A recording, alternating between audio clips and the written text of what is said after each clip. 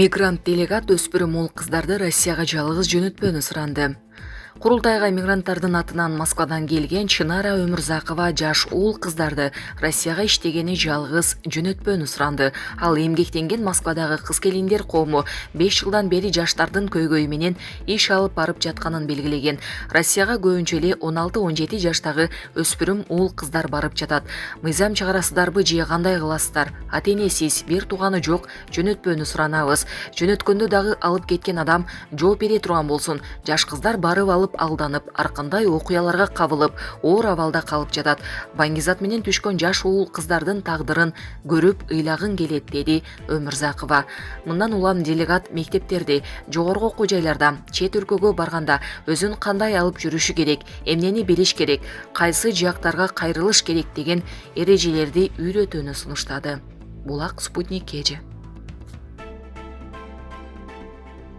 Урматтуу Москвада эмгектенген мекендештер, сиздерге границага кирди чыкты жасоо зарылчылыгы жаралса, анда биз сиздер үчүн кызмат кылабыз. Күн сайын Казакстанга жолго чыгабыз. Барып келүү убактысы 1,5 күн. Сиздерди тейлөө үчүн стажы жогору айдоочулар 7 орундуу ыңгайлуу Альфард унаалар даяр.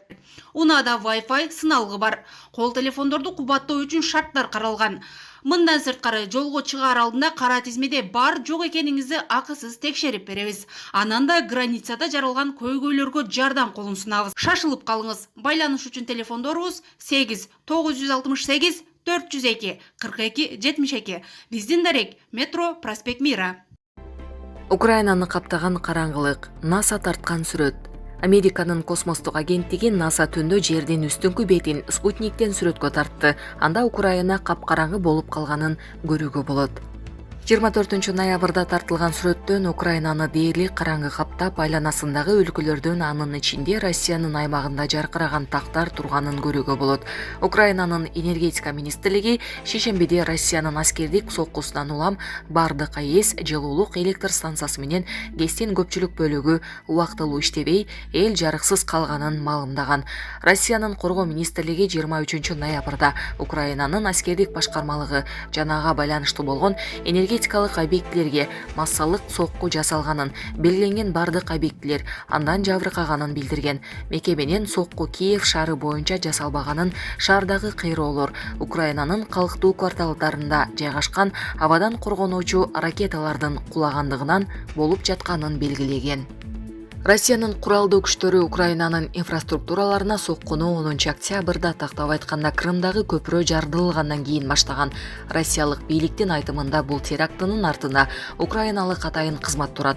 Сокку энергетика, коргонуу өнөр жайлары, аскердик жана байланыш түзүмдөрү боюнча объектилерге жасалууда. 15 ноябрдагы соккудан кийин Украинанын премьер-министри Денис Шмыгаль өлкөнүн энергетикалык системасынын дээрлик жарымы иштен чыкканын билдирген. Булак, Спутник KG.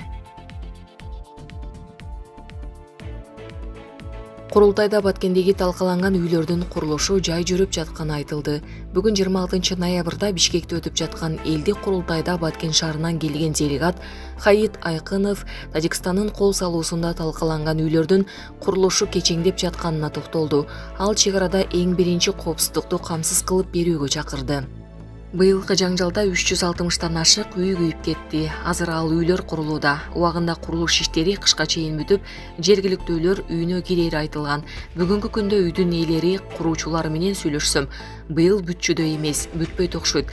Буга бирөө жарым жооп береби же президенттин сөзү аткарылбай калса боло береби, деди делегат Айкынов. Ошондой эле ал президенттен маселени өз көзөмөлүнө алуусун өтүндү. Белгилей кетсек, буга чейин Баткенде турак жайлардын курулушу жай жүрүп жатканы жогорку кеңеште бир нече ирет көтөрүлүп, министрлер кабинетине сын айтылган. Булак, Супер KG. Казакстандын кайра шайланган президенти Касым-Жомарт Токаев ант берди. Казакстандын кайрадан шайланган президенти Касым-Жомарт Токаев салтанаттуу түрдө кызматына киришти. Инаугурация аземи Астанадагы Эгемендүүлүк сарайында өтүп жатканын Казинформ эл аралык маалымат агенттиги жазды. Мамлекет башчысы Казакстандын Конституциясынын 42-беренесине ылайык ант берди. Кыргызстандын шайланган президентинин инаугурациясынын урматына ант бергенден кийин мамлекеттик гимн аткарылып, Кыргызстандын Борбордук шайлоо комиссиясынын төрагасы Нурлан Абдияров Касым-Жомарт Токаевка Казакстандын президентинин күбөлүгүн тапшырды. Эскерте кетсек, ушул жылдын 20-ноябрында Казакстанда кезексиз президенттик шайлоо өткөн. Анын жыйынтыгында Токаевка 6.456.393 шайлоочу добуш берген. Ал эми 2019-жылы өткөн президенттик шайлоодо Токаев 70,96%га ээ болгон. Булак супер кежи. Президент: Кумтөрдөн бир жылда 40 тоннага жакын алтын казып алдык. Мындай өлкө тарыхында болгон эмес. Бүгүн 26 ноябрда Бишкекте өтүп жаткан элдик курултайда өлкө башчы Садыр Жапаров Кумтөрдүн ишмердүүлүгүнө токтолду. Кумтөрдөн урдалды делген алтынды иликтесин деп комиссия түздүрдүм. Курамына ошол кыйкырып чыккан депутаттарды киргизгиле дедим. Барып ошол 19 тонна алтынды иликтеп келишсин. Кумтөрдү улуттук банкты карасын. Мына мен мактаныч менен айта алам. Бир жылдын ичинде 37,8 тонна алтын чогултуп, азыркы тапта улуттук банкта сакталып турат. 40 тоннага жакын алтын бир жылда.